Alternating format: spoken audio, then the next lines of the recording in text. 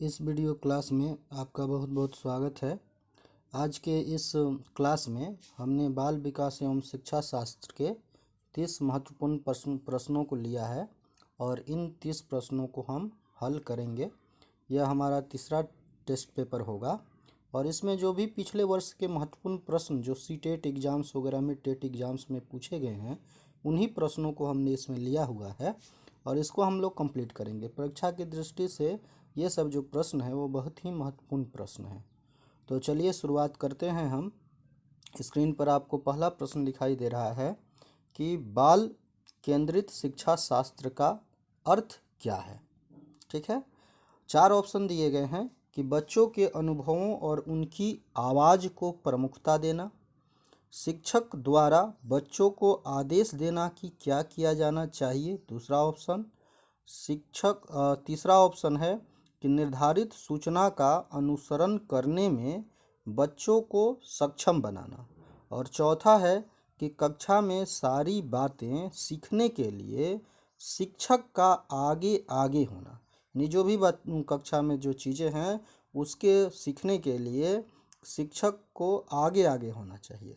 तो देखिए, इसमें समझना हम लोगों को ये पहले ज़रूरी है कि बाल केंद्रित शिक्षा शास्त्र, चाइल्ड सेंटर्ड जो एजुकेशन है, बाल केंद्रित शिक्षा, वो हमें क्या बताता है। तो देखिए, जो बाल केंद्रित शिक्षा है, ये चाइल्ड सेंटर बाल केंद्रित शिक्षा, इसको थोड़ा सा समझना है। इस बाल केंद्रित शिक्षा में जो है शिक्षा की जो व्यवस्था है वो इस प्रकार से है कि उसमें शिक्षा की व्यवस्था को बालक के अनुरूप बनाना है, बालक के अनुरूप, जिसमें जो है हमें उस व्यवस्था को में जो है बालक की जो रुचि है, जो उसकी क्षमता है, जो उसकी आवश्यकता है, इसका विशेष ध्यान रखना है। ठीक है ना। हमें जो कक्षा का स्वरूप बनाना है वो लोकतांत्रिक बनाना है, जिसमें बच्चों को अपनी अभिव्यक्ति का जो है वो स्वतंत्रता है। अपनी अभिव्यक्ति, अपनी जो बातें हैं वो रख सकते हैं और अपनी रुचि, क्षमता और आवश्यकता के अनुसार सीखते हैं। कक्षा का वातावरण लोकतांत्रिक होता है। शिक्षक जो एक है, उस शिक्षक की जो भूमिका होती है वह सुविधा प्रदाता की होती है। इसका ध्यान आपको रखना है कि वह एक सुविधा प्रदाता है। वह जो है एक सुविधा मुहैया कराता है, बच्चों को सीखने का वातावरण प्रस्तुत कराता है। ठीक है। तो इस बाल केंद्रित शिक्षा, जो बाल केंद्रित शिक्षा जो है और प्रगतिशील शिक्षा है, इसमें जॉन डीवी का विशेष जो है योगदान आता है। तो इसमें इन्हीं बातों पे विशेष जोर दिया गया है कि हमें शिक्षा को बालक के अनुरूप ढालना है, न कि बालक को अपने अनुसार या शिक्षक के अनुसार ढालना है। ठीक है। तो इसके आधार पर ही हम इस प्रश्न का उत्तर देंगे। तो ये जो प्रश्न हमारा है उसमें ये कहा गया है कि अर्थ क्या है कि बच्चों के अनुभवों और उनकी आवाज़ को प्रमुखता देना। तो जैसा कि अभी हमने आपको दिया कि उनको अभिव्यक्ति का हमें स्वतंत्रता देना है, उनको अभिव्यक्ति का साधन और जो है वातावरण को हमको प्रदान करना है। तो इसमें आ गया आवाज़ को, उनकी आवाज़ को प्रमुखता देना यानी अभिव्यक्ति, और जो बच्चों के अनुभव हैं, जो उनकी रुचि क्षमताएं है, उसको भी प्रमुखता देना है। इसलिए ये जो ऑप्शन पहला है ये सही है। ठीक है। केवल शिक्षक, दूसरा जो ऑप्शन जो आपसे कह रहा है कि भाई शिक्षक द्वारा बच्चों को आदेश देना कि क्या क्या किया जाना चाहिए, तो यहाँ पे ये शिक्षक केंद्रित शिक्षा प्रणाली की बात करता है। लेकिन यहाँ जो क्वेश्चन पूछ रहा है वो बाल केंद्रित शिक्षा शास्त्र के बारे में बोल रहा है, इसलिए दूसरा भी गलत हो रहा है आपका। और तीसरा भी निर्धारित सूचना का अनुसरण करने में बच्चों को सक्षम बनाना, तो ये सब बाध्यता दिखाई दे रहे हैं। ठीक है। तो इसलिए पहला ऑप्शन इस प्रश्न का सही से सही है कि बच्चों के जो अनुभव और उनकी आवाज़ है उनको हमें बाल केंद्रित शिक्षा शास्त्र में उसको प्रमुखता देना है। दूसरा प्रश्न पे आते हैं।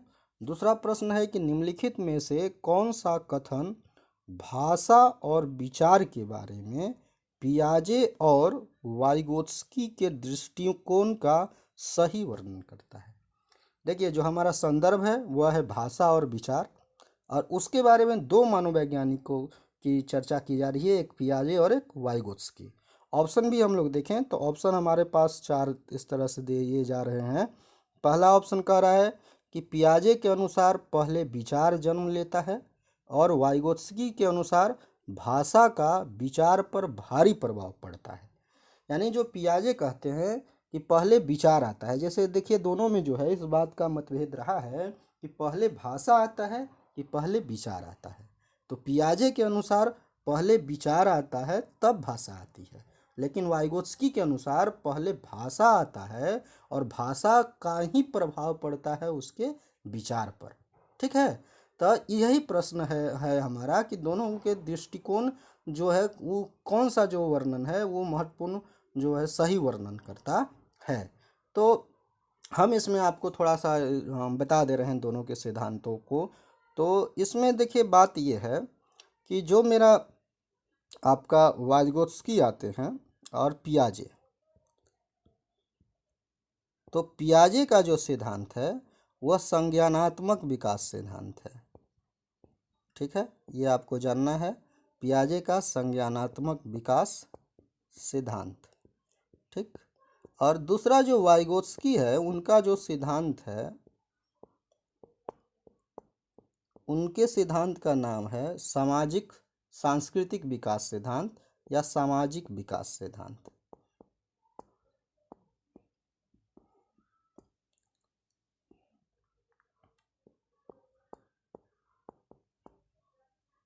ठीक है, अब यहाँ पे जो बात आ रही है वो उसको हमको संदर्भ देखना है कि भाषा और विचार के बारे में दोनों का क्या है।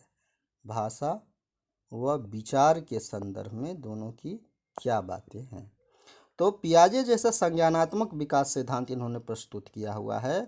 तो ये मानते हैं कि बच्चे में पहले विचार, दोनों के जो दृष्टिकोण है भाषा और विचार में, उसमें अंतर यही है कि पियाजे का यह मानना है कि पहले विचार आता है तब भाषा रूप लेती है, लेकिन वाइगोत्स्की का मानना ये है कि जो बच्चा है उसका विकास सामाजिक अंतःक्रिया के फलस्वरूप होता है। समाज की महत्वपूर्ण भूमिका को वाइगोत्स्की ने स्वीकार किया है कि बच्चे का जो विकास है वो सामाजिक अंतःक्रिया का प्रतिफल है, और इस सामाजिक अंतःक्रिया के लिए वो भाषा का प्रयोग करता है।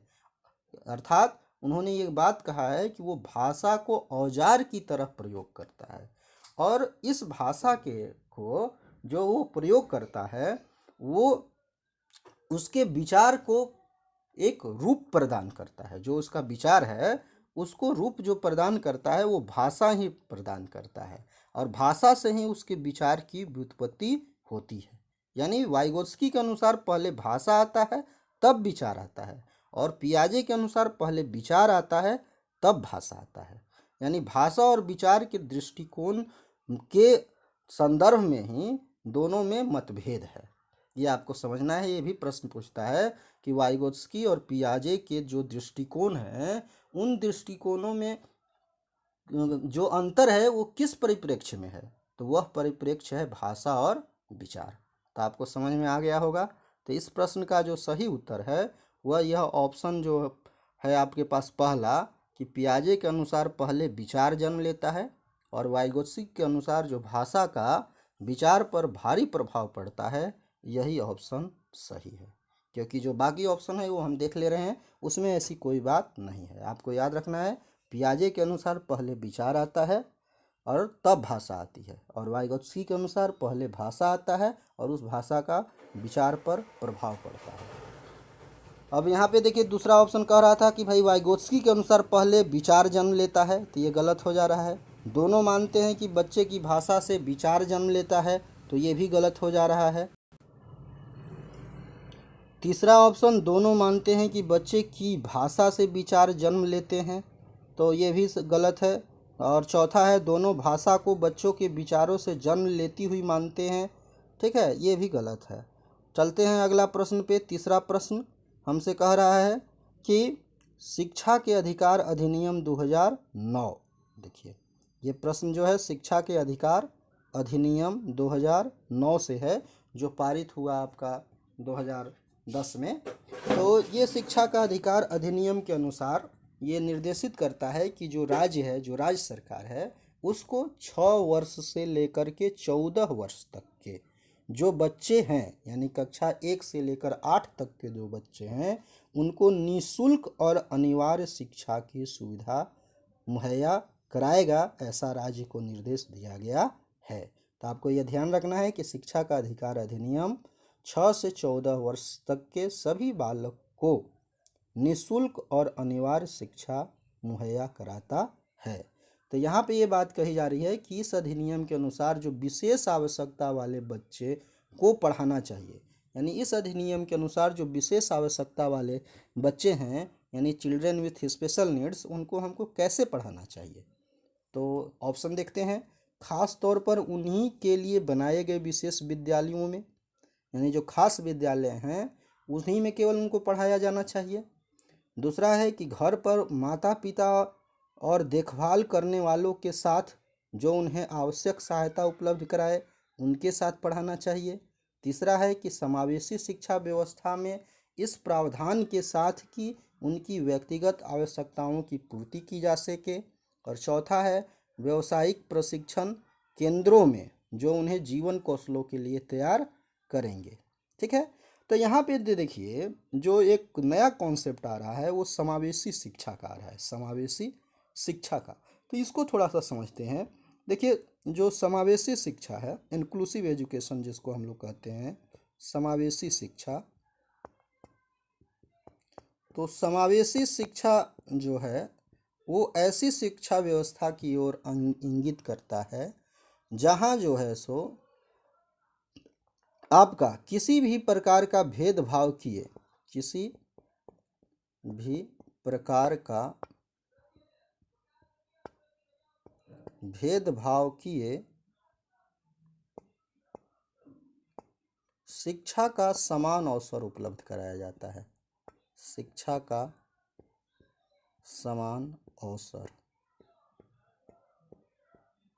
ठीक है।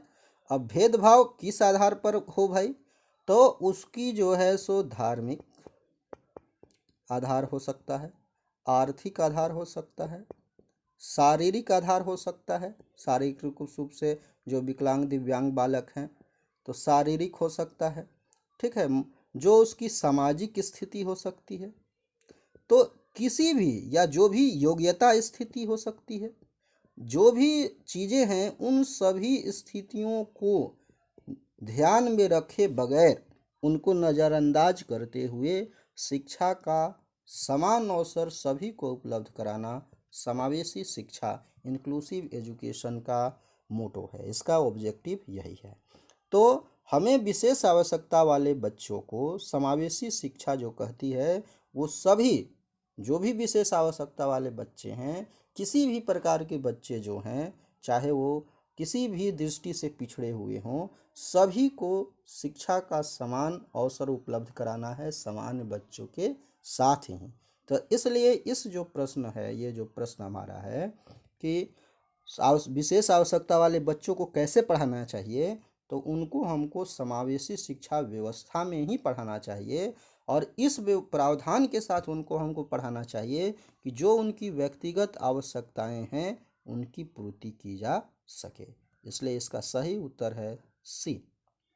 शिक्षा का अधिकार अधिनियम 2009 के अनुसार विशेष आवश्यकता वाले बच्चों को पढ़ाना चाहिए समावेशी शिक्षा व्यवस्था में, इस प्रावधान के साथ कि उनकी व्यक्तिगत आवश्यकताओं की पूर्ति की जा सके।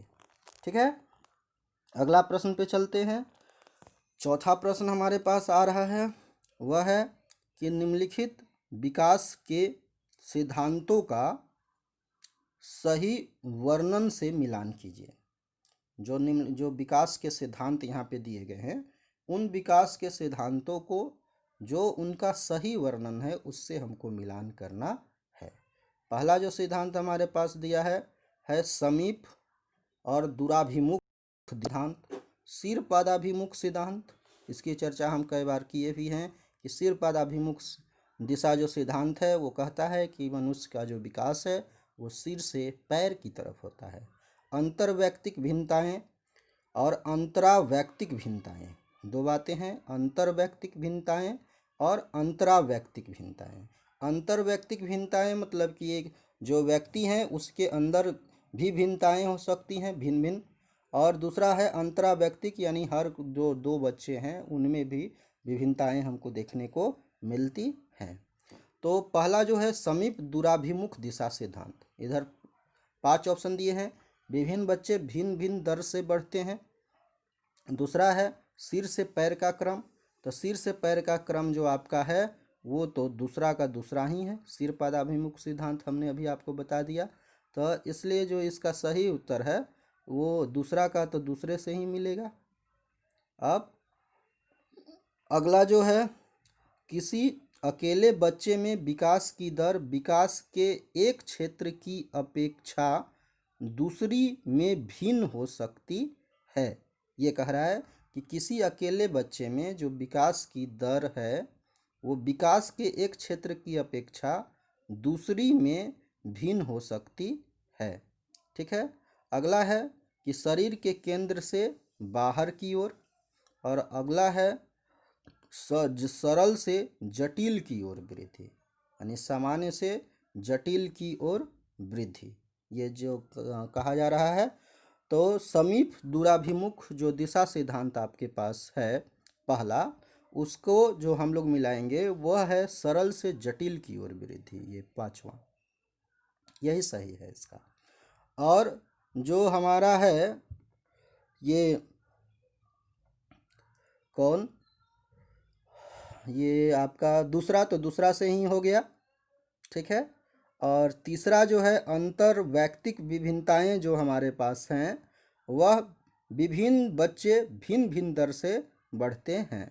जो अंतर्वैयक्तिक विभिन्नताएं हैं उसका पहला हो जाएगा, और जो चौथा है उसका जो है वो तीसरा हो जाएगा कि किसी जो अंतरावैयक्तिक विभिन्नताएं हैं कि किसी अकेले बच्चे में जो विकास की दर है वो विकास के एक क्षेत्र की अपेक्षा दूसरी में भिन्न हो सकती है।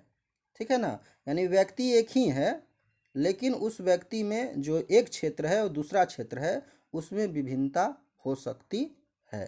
ठीक है, ये बात कह जा रही है। तो पहला जो है सो आपको मिला किससे, 5वां से। तो देखते हैं कि ए जो है मिल रहा है 5वां से, किस में, ये दूसरा में। और फिर बी जो है सो मिल रहा है दूसरा से, ये भी है। सी पहला जो है सो पहले से, पहला जो है वो किससे मिल रहा है, पहला जो है वो मिल रहा है आपका तीसरे से, पहला 5वें से। इसमें ऑप्शन यहाँ पे हमारा दे रहा है कि पहला दूसरे से, और पहला 5वें से, पहला दूसरे से, और फिर चौथे से, ये दे रहा है। तो जो पहला है समीप दूराभिमुख दिशा सिद्धांत, इसमें ये जो ऑप्शन हम मिलाए हैं यही आपका सही है, इसी के अनुसार देख लीजिएगा जो ऑप्शन आएगा। ठीक है, अगला प्रश्न पे हम लोग चल रहे हैं। 5वां प्रश्न, 5वां प्रश्न हमारे पास है कि प्रतिभाशाली बच्चों के लिए सबसे अच्छे शैक्षिक कार्यक्रम वे होते हैं जो, यानी प्रतिभाशाली बच्चे। तो देखिए प्रतिभाशाली बच्चे हम उन बच्चों को कहते हैं जो पढ़ाई में सामान्य से अच्छे होते हैं, उच्च कोटि के होते हैं, जिनका जो आईक्यू लेवल है जिसको हम बुद्धि लब्धि कहते हैं, वो जो बुद्धि लब्धि जो इनके लिए है प्रतिभाशाली बच्चों के लिए, ये इनके लिए आपका आईक्यू 135 140 से ऊपर होता है, 135 140 से एबव होता है आईक्यू। ठीक है ना, ये इधर होगा 140 जो है उससे एबव होता है आईक्यू। इसी को हम लोग बुद्धि लब्धि कहते हैं, इंटेलिजेंस कोसेंट, और जिसको कि ये सूत्र से निकाला जाता है कि उसका जो है मेंटल एज कितना है, मानसिक आयु बटा में शारीरिक आयु, क्रोनिकल एज गुने 100, इस फॉर्मूला से हम लोग निकालते हैं। तो 135 140 से अधिक बुद्धि लब्धि होती है। सामान्य बच्चों से तीव्र बुद्धि का होता है, चुनौतीपूर्ण कार्य कर सकता है, सूझ का इसमें समावेश होता है, समस्या समाधान की विशेष योग्यताएं होती है। इन सब ये पहचान ये प्रतिभाशाली बच्चों की है। तो इन बच्चों से संबंध हमारा है कि उनके लिए शैक्षिक कार्यक्रम वे होते हैं जो अब तो किस तरह का शैक्षिक कार्यक्रम उसका होता है, उस पर आधारित ये प्रश्न लाया गया है। पहला ऑप्शन है कि प्रत्यास्मरण के द्वारा, प्रत्यास्मरण यानी कि पुनः याद करना, रिकॉल के लिए। तो प्रत्यास्मरण के द्वारा ज्ञान की प्रवीणता पर बल देते हैं। तो प्रत्यास्मरण रिकॉल जो है सो ये प्रतिभाशाली बच्चों के लिए जो है ये कोई ज़रूरी नहीं है। अगला है, उन्हें अधिगम के न्यूनतम मानकों तक काम करने को प्रेरित करने के लिए उपहारों और पुरस्कारों का उपयोग करते हैं। तो उपहार पुरस्कार से भी प्रतिभाशाली बच्चों को कोई विशेष लेना देना नहीं है। अगला है कि उनके चिंतन को प्रेरित कर उन्हें विविध विचारों में व्यस्त रहने के अवसर देते हैं। और चौथा है, उनके आक्रामक व्यवहार को नियंत्रित करते हैं। तो देखिए प्रतिभाशाली बच्चे जो है सो आक्रामक तो उनको कहना ज़्यादा उचित नहीं होगा, थोड़े से जो है सो जो हैं वो चुलबुल स्वभाव के जो हैं सो रहते हैं, थोड़े से एकदम बिल्कुल शांत भी नहीं रहते, कुछ कुछ शांत भी रहते हैं लेकिन कुछ थोड़े से जो है सो वो चुलबुल टाइप बच्चे टाइप के होते हैं। तो आक्रामक उनको हम विशेष नहीं कर सकते, और उनके आक्रामक व्यवहार को नियंत्रित करने वाले हम शैक्षिक कार्यक्रम बनाएं ऐसा कोई अथी नहीं है, ये भी गलत है। ये तीसरा सबसे सटीक बच रहा है कि उनके चिंतन को हम प्रेरित करेंगे। चिंतन प्रक्रिया चूँकि आ रही है तो प्रतिभाशाली बच्चों में जो चिंतन प्रक्रिया है वो अच्छी होती है, और उसको हम प्रेरित कर उन्हें विविध विचारों में व्यस्त रहने के अवसर देने का काम करेंगे। ये ऑप्शन सही है, सी। अगला प्रश्न चलते हैं, छठा, कि विकास के सिद्धांतों के बारे में निम्नलिखित में से कौन सा कथन गलत है। विकास जिसको हम लोग डेवलपमेंट कहते हैं, तो विकास के बारे में कौन सा इसमें कथन गलत है। तो पहला देखिए, कहा जा रहा है कि विकास वंशानुगतता और वातावरण के बीच सतत अन्योन्य क्रिया से होता है। डेवलपमेंट, तो देखिए ये वुडवर्थ ने कहा भी हुआ है कि डी जो है डेवलपमेंट वो हेरिडिटी और उसके इन्वायरमेंट का प्रोडक्ट होता है, ठीक है, वो दोनों पर निर्भर करता है और उनके बीच अंतः क्रिया का ही परिणाम होता है, ठीक है, इसलिए यह कथन सही है। दूसरा है, विकास परिपक्वन और अधिगम पर आधारित होता है, ये भी सही है, ठीक है, ये वाला भी आपका सही कथन है कि परिपक्वन और अधिगम पर जो है आधारित होता है विकास, ये भी सही है। तीसरा है, प्रत्येक बच्चा विकास के चरणों से गुजरता है, फिर भी बच्चे में व्यक्तिगत विभिन्नताएं होती हैं या बहुत होती हैं, तो ये भी सही है आपका कि वो विकास के चरण से गुजरता है, अवस्थाओं से गुजरता है। मानसिक विकास में भी पियाजे ने कहा हुआ है कि वो विभिन्न अवस्थाओं से गुजरता है। नैतिक विकास में भी हम लोगों ने देखा है कि विभिन्न स्तरों से गुजरता है, और ऐसे भी वो अपने जीवन काल में भी विभिन्न अवस्थाओं से होकर गुजरता है।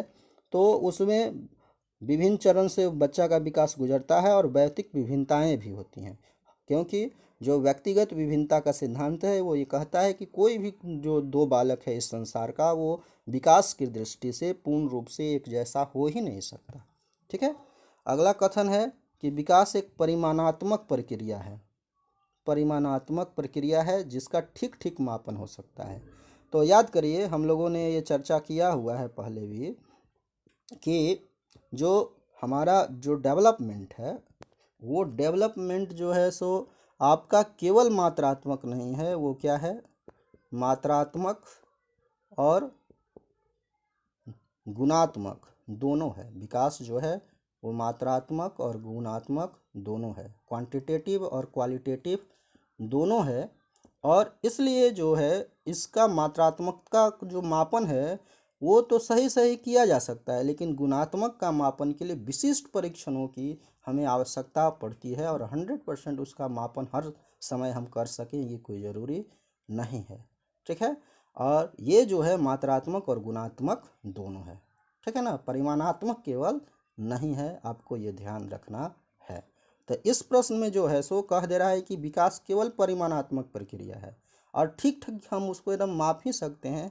तो ये स्टेटमेंट गलत है और इसका सही जो उत्तर है यही है, क्योंकि हमको चुनना था कि कौन सा कथन गलत है, कौन सा कथन गलत है, हमको ये चुनना था। ठीक है, तो इस प्रश्न का यही सही उत्तर है। अगला प्रश्न 7वां पे चल रहे हैं हम। 7वां प्रश्न कह रहा है कि खाली स्थान तथा खाली स्थान की विशिष्ट अन्योन्य क्रिया का परिणाम विकास के विविध मार्गों और निष्कर्षों के रूप में हो सकता है।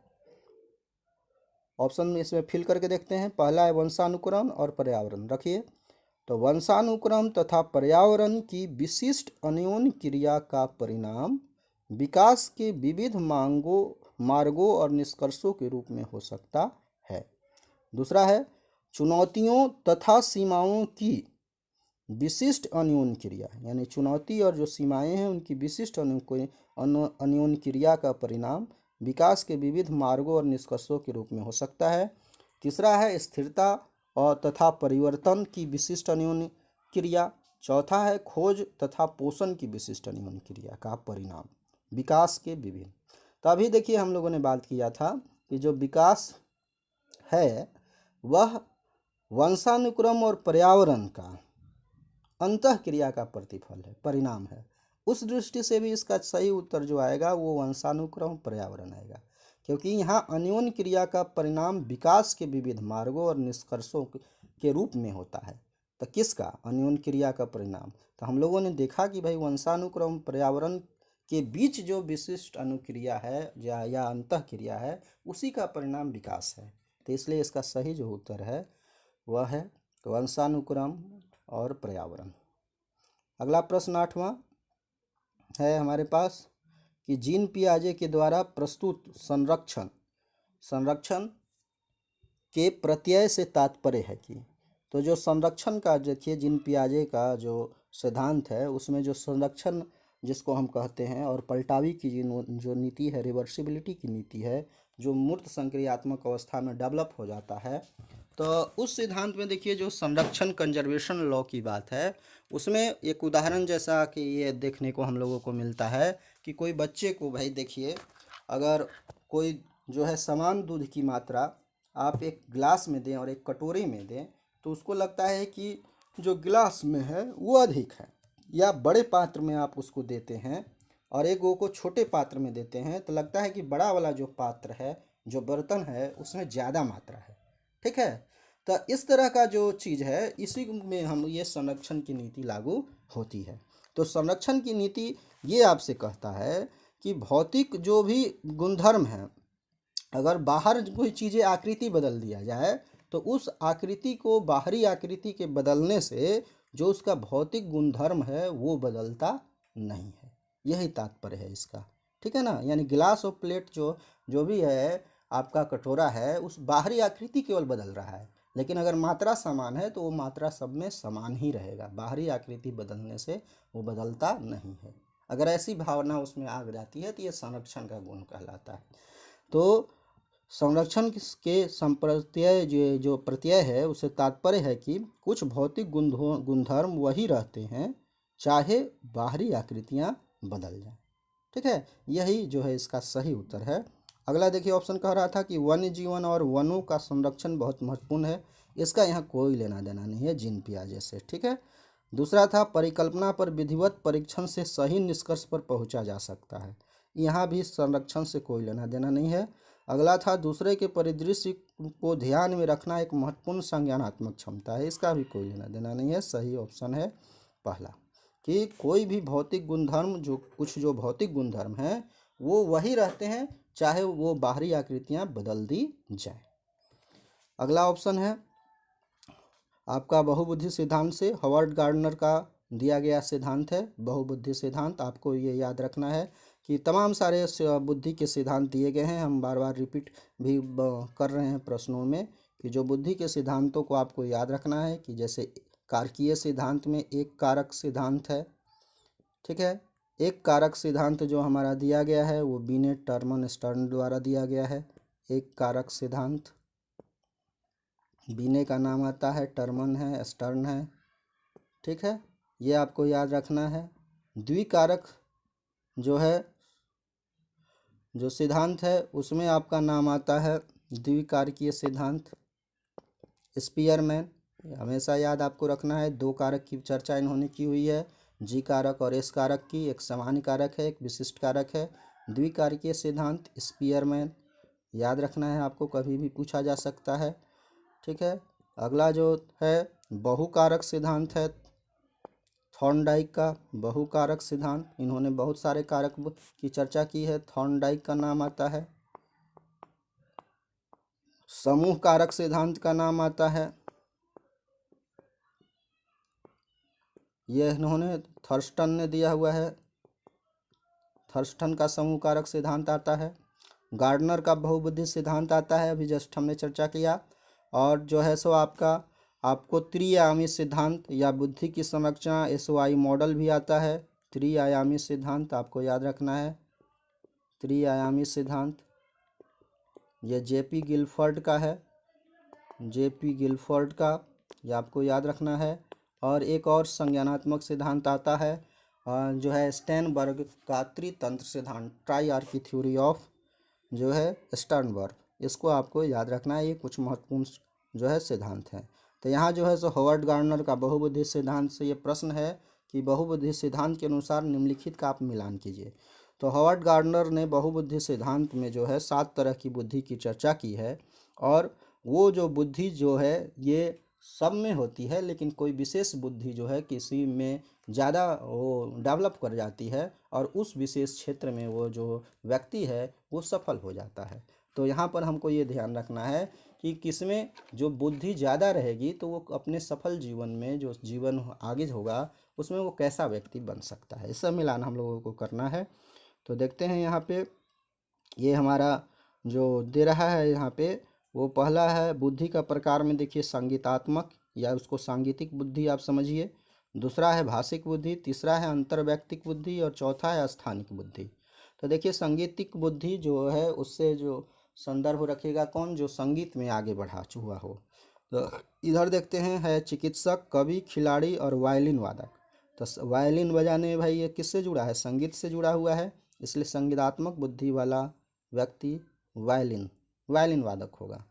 भाषिक बुद्धि, भाषा पे जिसकी पकड़ होगी। ऑप्शन देख रहे हैं, चिकित्सक को भाषा से कोई विशेष लेना देना नहीं है, भाषिक ज्ञान से। कवि, खिलाड़ी, वायलिन वादक है और मूर्तिकार है।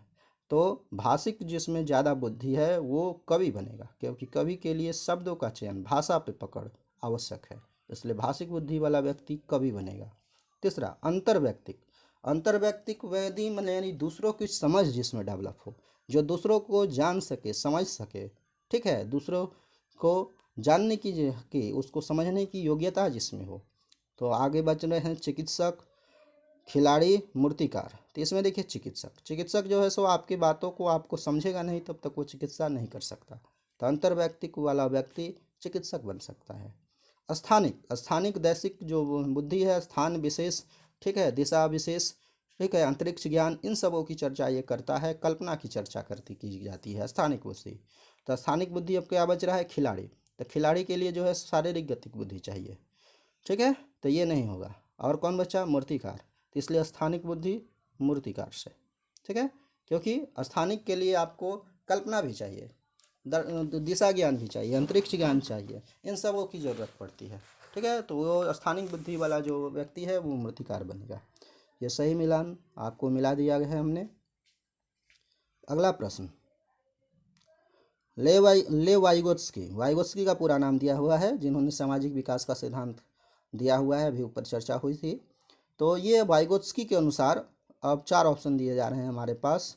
पहला ऑप्शन कह रहा है कि भाषिक विकास मानव चिंतन के स्वभाव को बल देता है, यानी जो भाषिक विकास है वो मानव चिंतन जो है, मानव चिंतन या विचार समझ लीजिए, उसके स्वभाव को बल देता है। दूसरा है वयस्कों और साथियों से अन्योन्य क्रिया करने का भाषा के विकास में कोई प्रभाव नहीं पड़ता, यानी वयस्क और जो साथी में अन्योन्य क्रिया यानी जो सामाजिक अन्योन्य क्रिया है उसको करने का भाषा के विकास में कोई प्रभाव नहीं पड़ता। तो ये गलत है। ठीक है, क्योंकि अन्योन्य सामाजिक अंतःक्रिया की महत्वपूर्ण भूमिका वाइगोत्स्की ने कहा हुआ है। कि उसकी महत्वपूर्ण भूमिका है। अगला है भाषिक विकास में संस्कृति की भूमिका बहुत कम होती है। तो संस्कृति की भूमिका बहुत कम होती है, ये भी कोई ज़रूरी नहीं है। अगला है बच्चे भाषा अर्जन की एक युक्ति से कोई भाषा सीखते हैं। भाषा अर्जन की एक युक्ति से कोई भाषा सीखते हैं। भाषिक विकास मानव चिंतन के स्वभाव को बल देता है। तो देखिए इसमें जो है सो ये जो 3 ऑप्शन नीचे वाले हैं उससे ज़्यादा जो सही है वो ऑप्शन ये है, और इसी को हम लोग सही मानेंगे, क्योंकि अभी ऊपर भी चर्चा हुई थी तो हम लोगों ने ये बात किया था कि पियाजे मानते हैं कि पहले विचार आता है फिर भाषा, लेकिन भाषा पर बल देते हैं वाइगोत्स्की और कहते हैं कि भाषा से जो है चिंतन जो प्रक्रिया है, जो चिंतन का जो स्वरूप है उसको बल मिलता है, वो प्रभावित होती है। ठीक है, इसलिए उस दृष्टि से भी जो ऑप्शन ए है वो ज़्यादा सही है, इसलिए इसी को हम लोग सही मानेंगे। इसका सही उत्तर है पहला। अगला प्रश्न है 11वां,